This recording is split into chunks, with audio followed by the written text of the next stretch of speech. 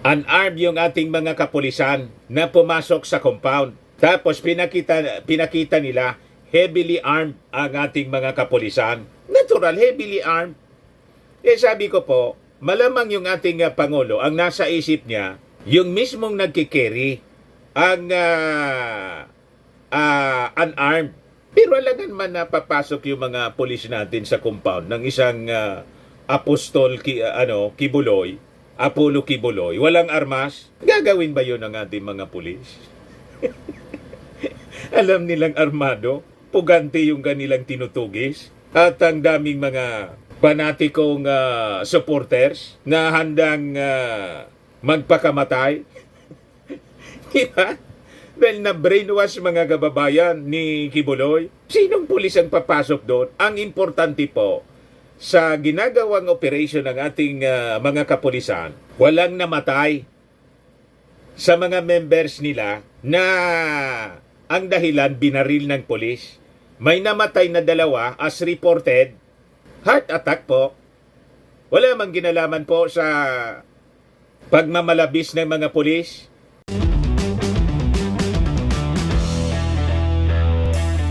Ito naman po yung bago naming product na binibenta online. iGlow Serum, whitening po siya. Tingnan ninyo yung epekto sa aking anak na architect before and now. Yung mga inquiries po ninyo, dumiretso na lang kayo sa kanyang Facebook account, Riz Maravillas. Binabakbakan mga kababayan yung ating Pangulong Bongbong Marcos ng mga DDS normal dahil sa interview ng mainstream media sa ating Pangulong Bongbong Marcos tungkol sa sinasabi nilang excessive force na ginamit and human rights violations ng ating mga kapulisan sa pagseserve ng warrant of arrest. Kasi yung statement ng ating Pangulong Bongbong Marcos, sabi ng ating Pangulo, wala man na niyang human rights violations na ginagawa yung ating mga kapulisan. Ang pumuntaan niyang mga pulis, walang armasan niya. Sabay clip ng mga DDS, viral nila yung video ng ating Pangulo. Tapos yung mga armadong pulis na pumasok po sa compound ng Kingdom of Jesus Christ na pinamumuka sa ating Pangulong Bongbong Marcos na hindi nasa tamang pag-iisip. Yan, di ba? Gusto gusto nilang paniwalaan natin. Bangag ang ating Pangulo, kaya mali. Hindi nasa tamang pag-iisip, kaya mali yung mga pinagsasabi. Baliktad. Hindi totoo na walang armas yung mga kapulisan natin at tinirgas pa. A human rights violation. Ibigay ko muna sa inyo mga kababayan yung kwento before natin talakayin. Ito para hindi tayo magkamali from the Presidential Communications Office mismo. Official statement mga kababayan ito, PBBM, no human rights violations during enforcement of Kibuloy's arrest. Siguradong napanood ninyo itong interview ng mainstream media. Sabi dyan ng ating Pangulong Bongbong Marcos that the Philippine National Police did not commit any human rights violations while serving the warrant of arrest against embattled Kingdom of Jesus Christ leader Apollo Kibuloy. Sabi ng ating Pangulo, yung PNP niya peacefully enforced the law. Ngayon, tama ba yung statement ng ating Pangulong Bongbong Marcos? Tama po, peacefully enforcing the law. Ang mga nasaktan po, lumaban kasi po, siyempre, gagamit ng puwersa yung polis kasi umatake yung mga members po. So may mga naaresto nga at kakasuhan. At may mga injuries sa kanila, may injuries din po sa mga polis. So hindi yan excessive force. Kaya nga po, peace officers. Tapos, ang mga polis, mga kababayan, normal sa kanila na they are armed. Ibangkita niya Mr. Maravillas, sinabi ng ating Pangulo na pumasok sa compound ng Kingdom unarmed. Ako sa analysis ko mga kababayan, namali lang na ipaliwanag ng maigi, ng maayos ng ating Pangulo. Baka ang ibig sabihin ng Pangulo, yung mismong nagkikerry ng warrant of arrest na tao, walang armasyon.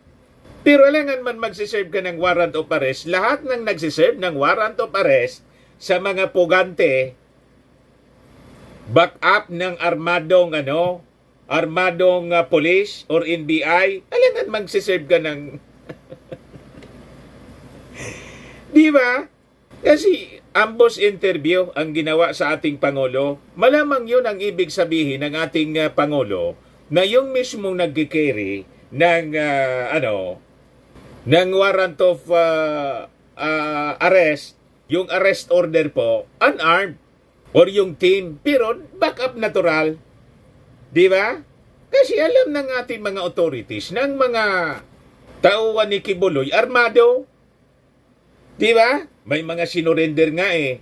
What if hindi man sinurrender lahat yung mga armas nila? Pagugulang ba yung ating mga authorities?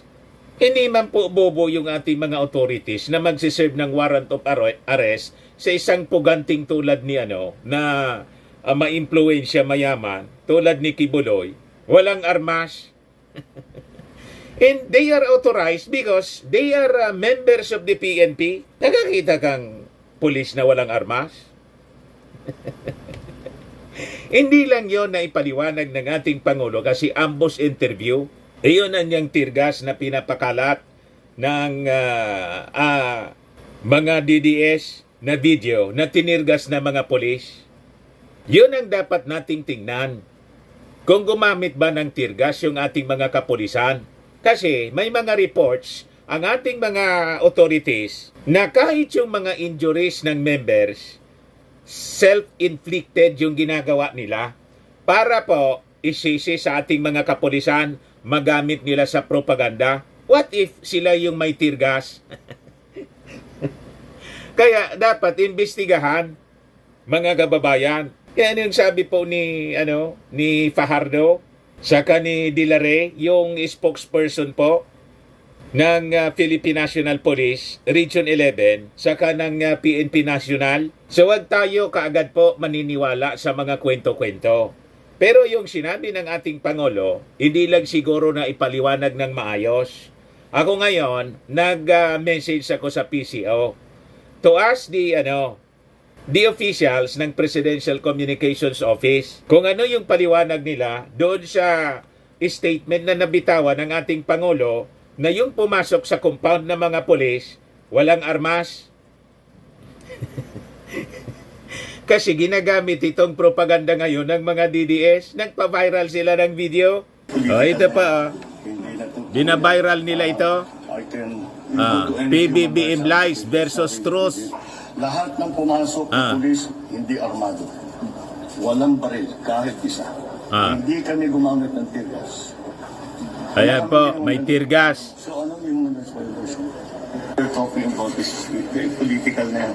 Hindi natutuo yan. Ayan po, Davao News Today. Sila yung nag-viral ng video para supalpalin yung ating Pangulong Bongbong Marcos. Pinalalabas nila sinungaling ang ating Pangulo sa pagsasabi walang armas. Unarmed yung ating mga kapulisan na pumasok sa compound. Tapos pinakita nila heavily armed ang ating mga kapulisan. Natural, heavily armed.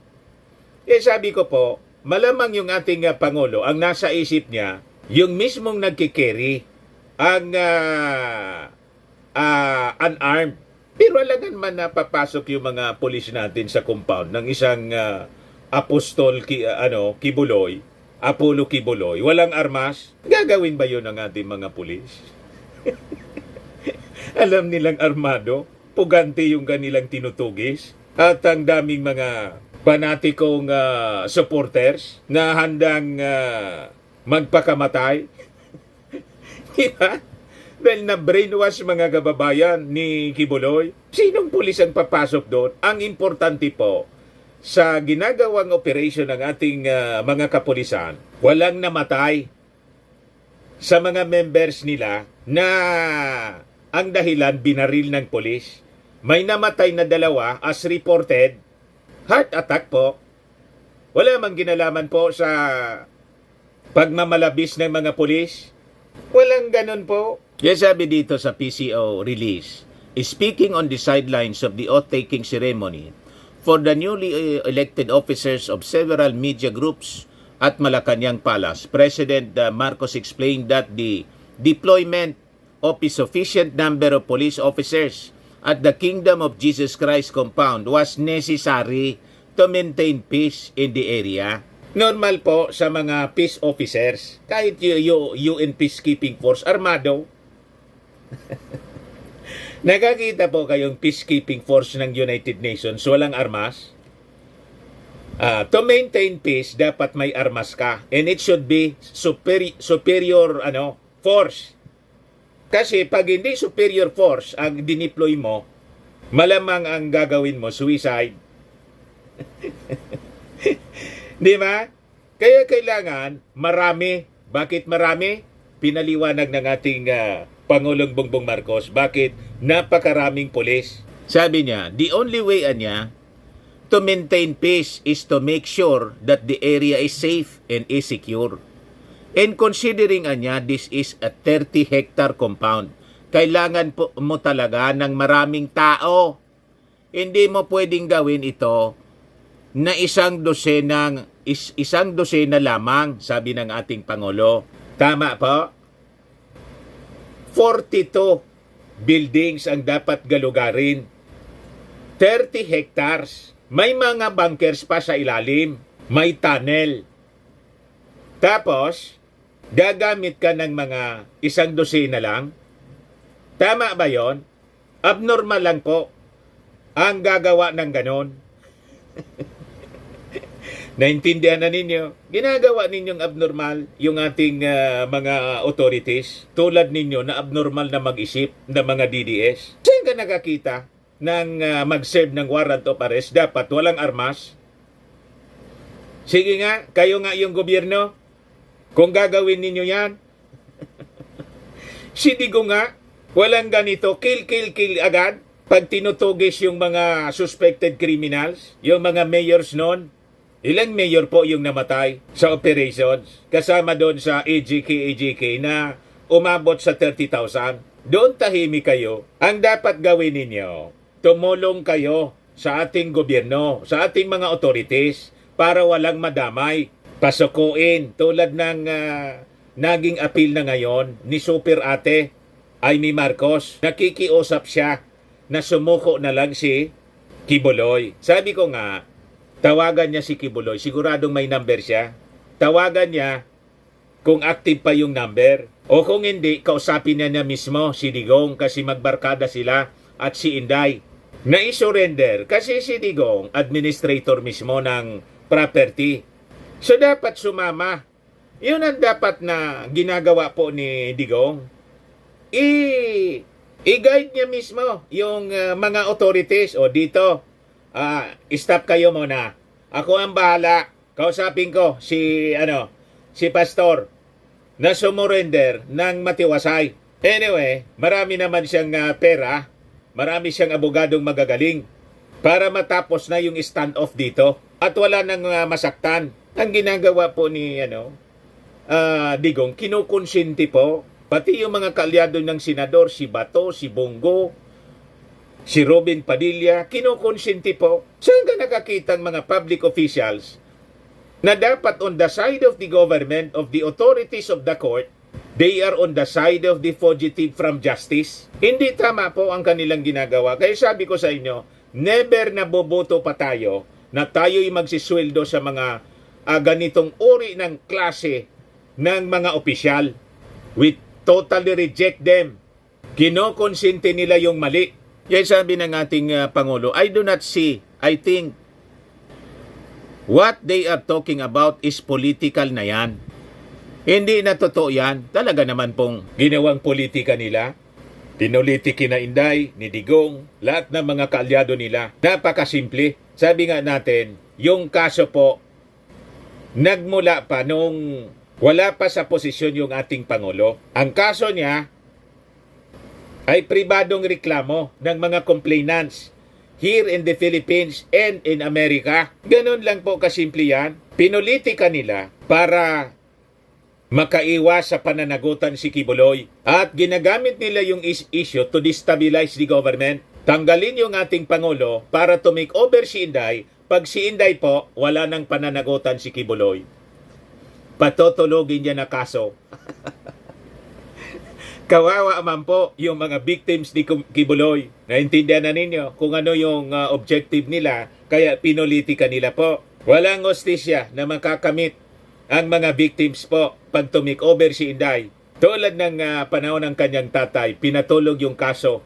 That is very unfair, mga kababayan. Huwag kayong nakikinig sa mga propaganda nila, mga kababayan. Hindi totoo yan, sabi ng ating Pangulo. Referring to critics when asked to react on comments that there was an overkill on the deployment of police officers enforcing the warrant of arrest against Kibuloy. When asked to comment on alleged human rights violations committed by the police, President Marcos emphasized that none were committed since all police officers deployed in the area were unarmed. So dito nagkamali siguro nagkamali ng statement yung ating Pangulo, pero sa tingin ko po, kasi wala pang sagot yung PCO na minessage ko kanina, sa tingin ko, ang nasa isip ng ating Pangulo, yung mismong nagdadala ng warrant of arrest, walang armasyon, pero not the backup, kasi armado talaga yan. Hindi pwedeng walang armas yung mga polis. Hindi na siguro yung pumasok sa isipan ng ating Pangulo na may paliwanag na niyang maayos kasi ambos interview. Nangyayari yan, minsan nga dito po. Nagkakamali ako, tinatama ko na lang. Yung nasa isip ko, iba man yung lumabas sa aking bibig. Nang panoorin ko yung sinasabi ko, mali pala yung sinasabi ko.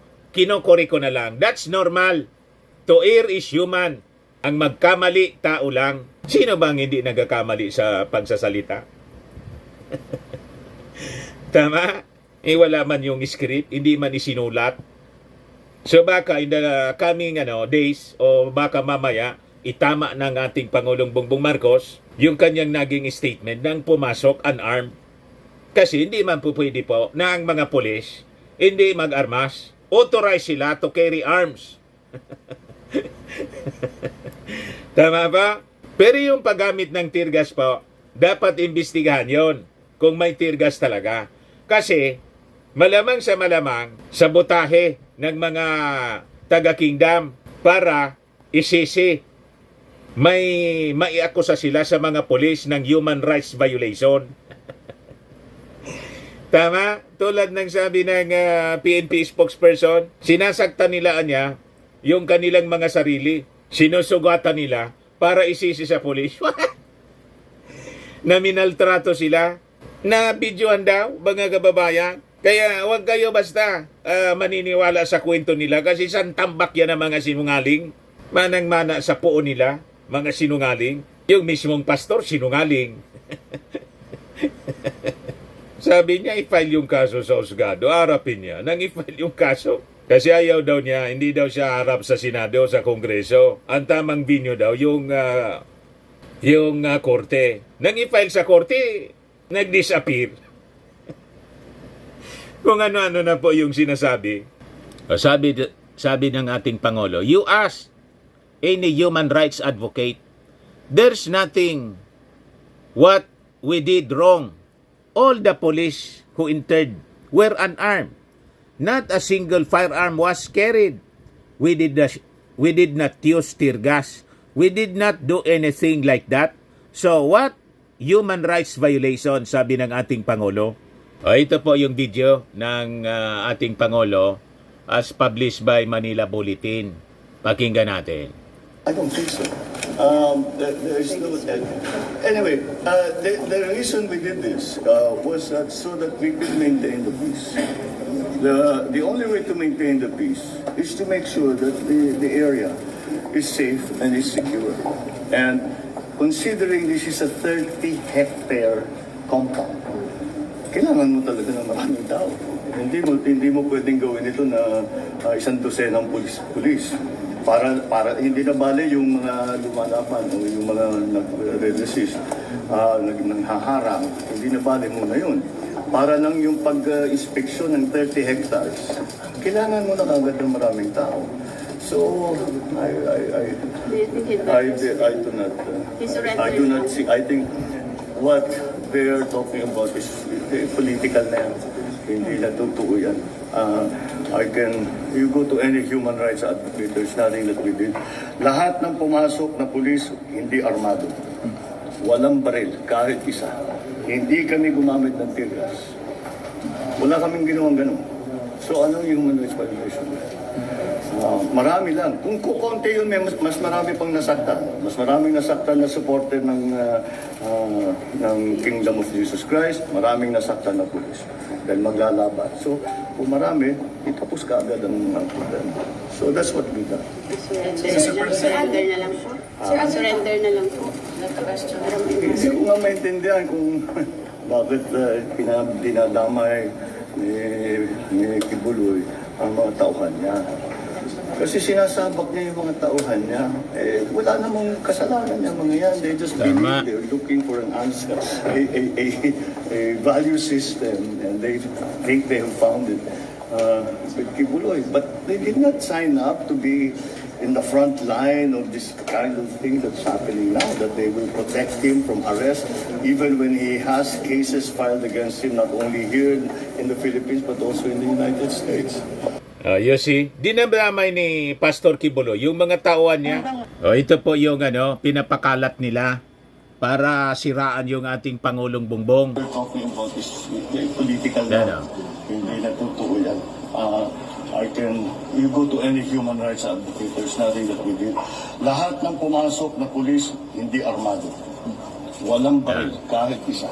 PBBM lies versus the truth. Wala kaming ginawang ganun. So ano yung human rights violation? We're talking about this political na yan. Hindi na totoo yan. Armado, pinapakita nila. You go to any human rights advocate, there's Sabi ng Pangulo, walang armasa niya, pero armado. Walang baril, kahit isa. Hindi kami gumamit ng tear gas. Wala kaming ginawang ganun. So ano yung human rights violation? So ngayon, mga kababayan, the latest development, yung Korte Suprema nagpalabas ng temporary protection order. Ayan the Supreme Court says the temporary protection order from Davao City RTC Branch 15 does not prevent the enforcement of the arrest warrant against Kingdom of Jesus Christ leader Pastor Apollo Kibuloy. This does not deter the service of the warrant. So tuloy po yung pag-aresto. Kahit nagpalabas po, nakakuha ng temporary protection order yung kanyang mga abogado, hindi aalis doon yung ating mga kapulisan. The Davao RTC mandated the Philippine National Police to remove all barricades and blockades obstructing access to the KOGC compound. Yun lang ang aalisin. PNP was also ordered to immediately cease and desist from any act or omission that threatens the life, liberty, or security as well as the properties of the petitioners. Yung sabi ng Korte Suprema, yung Davao RTC's temporary protection order won't stop Kibuloy arrest. Ayan po malinaw, mga taga Finta Kingdom. O ngayon, sabi ni Bato, nag-appeal siya kay Presidente Bongbong. Listen to their heartbeat, anya. Pakinggan daw yung mga hinaing ng mga taga Kingdom of Jesus Christ. Yung hinaing po ng Kingdom of Jesus Christ, hindi po pwede na pagbigyan. Ang dapat gawin mo ba to? As senator, sabihan mo si Pacquiao, wag idama yung kanyang mga members. Sumurrender na. Sumama sa appeal ni Super Ate to surrender peacefully. At sa korte niya, ilaban yung kanyang karapatan. Yun ang dapat mong ginagawa. So sabi dito, sa kanyang privilege speech na ginawa sa Senado, De La Rosa appeal to President Marcos amid continuous occupation by the PNP of the premises of the religious group since August 24. Itong si Bato, kung ikaw pa yung PNP chief, ganun din yung gagawin mo? Lalo, kung hindi mo kaalyado yung pastor. Pero kung kaalyado mo, tulad ni Kibuloy, hindi mo yun gagawin. Ngayon kasi, hindi ka na PNP chief. Kaalyado ka pa ni Kibuloy. Kaya ganyan ang ginagawa mo. Which is very, very wrong. Kasi senador ka ng bayan, hindi ka senador ni Kibuloy. Senador ka ng mamamayang Filipino. Yung sweldo mo ba to, hindi man galing kay Kibuloy, galing sa mga mamamayang Filipino. Naintindihan mo na? Kaya tatanggalin ka namin sa pagiging senador sa 2025. And kitang-kita na namin na matatalo ka. Number 16 ka na lang sa survey. Lahat ng mga kaalyado mo, ikakampanya namin na wag iboto. Hindi man kayo naglilingkod sa bayan. Ang pinaglilingkuran ninyo, yang mayamang si Kibuloy. Imbes na iarap ninyo sa hustisya, ginagamit ninyo yung inyong posisyon sa pansarili ninyong interes. Hindi maaari yan. Sayang ng pasweldo namin sa inyo. Sayang yung slot dyan sa sa Senado na okupado po ninyo. Ibigay na lang namin in the 2025 elections sa mga mas kwalifikado na mga politiko from Congress. Napakinggan ninyo mga kababayan, yung budget hearing kay Inday kahapon, mas maraming mga magagaling na congressmen kaysa sa ating mga senador. Sabi ni Bato sa kanyang privilege speech, I feel anya that it is not justifiable that in the attempt to serve a warrant of arrest, we also end up arresting our young people's dreams. This is highly unwarranted. Nagiging ganyan ang nangyayari kasi kinukonsinti mo yung barkada mong si Pacquiao. Pwede mo man na isurrender o ikaw na mismo manguna sa pag-serve ng warrant of arrest, tulungan mo yung mga pulis, dati kang pulis. Nahirapan na yung mga pulis. Pang-apat na araw na sila doon. Imagine, kung tinulungan na ninyo with Maudigs, kayo na mismo ang nagdala ng warrant of arrest or kayo na mismo ang nag-surrender kay Pacquiao. Di tapos na. Walang masasaktan. Walang nagwawala na members ni Pacquiao. Ang gusto ninyong mangyari, kayo yung masunod. Hindi po pwede. Rule of law ang dapat mangibabaw bato. No one is above the law. Husgado, legal orders ang sinusunod ng mga pulis. Sabi niya, pagod na rin ang mga tao. More precisely, pagod na rin ang mga puso ng mga tao. Their weary hearts have resorted to seemingly marching to a different beat, regretting their choice of leadership, losing their hope. Pinulitika mo. So, ibig mong sabihin, tulad ng linya ng mga sinasabi ni Inday, nagsisisi kayo na nakipag-unity sa ating Pangulong Bongbong. And now, gusto ninyong iluklok si Inday. Huwag kami bato. Sabi niya, yet I stand here with unwavering faith in you as the father of the nation. I for one still believe in your capacity to care for every Filipino. After all, regardless of where we find ourselves politically, socially, religiously, or even physically, we all share the same heart and spirit. Listen to the heartbeat of the people. Sinong people ang sinasabi mo? Yung mga tao ninyo? Ilan lang sila? As compared sa 31 million na bumoto sa ating Pangulong Bongbong Marcos, nadamay pa si Inday at kayo. Kaya nga 32 million si Inday kasi ang 31 million na boto galing sa mga Marcos supporters. Kaya nga si Inday ngayon, bumubulusok na yung rating sa survey. Padaos-dos ng padaos-dos kasi bumaliktad na yung mga supporters niya na mga Marcos supporters. Naintindihan mo na? Kaya nga ba to sa ratings, pang 16 ka na lang? Ang gusto ninyo, kayo yung masunod. May batas tayong dapat sundin. Yung utos ng husgado. Dora Lex said Lex, the law is hard but it is the law that should be followed by every one of us, lalo na po sa inyo na senador ka, mambabatas. Mambabatas ka pagkatapos ayaw ninyong sundin yung utos ng husgado. Anong klaseng senador ka? Sa mga naganap ng malinis and spacious fitness gym, punta lang po kayo sa aming Colossal Fitness Gym. We also offer brand new grab car rental with our brand new 2023 model ng Toyota Innova. We also accept booking for those who are planning to travel via PAL, Cebu Pacific, and other airline companies, local and international. Bills payment for Meralco bills, PLDT, etc.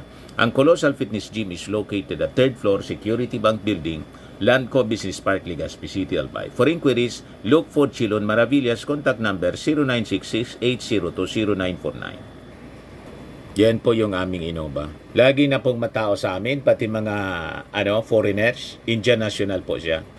Ito naman po, mga taga Denmark. Ito mga British tourist naman po. Ito naman po yung bago naming binibentang product online, iGlow Serum.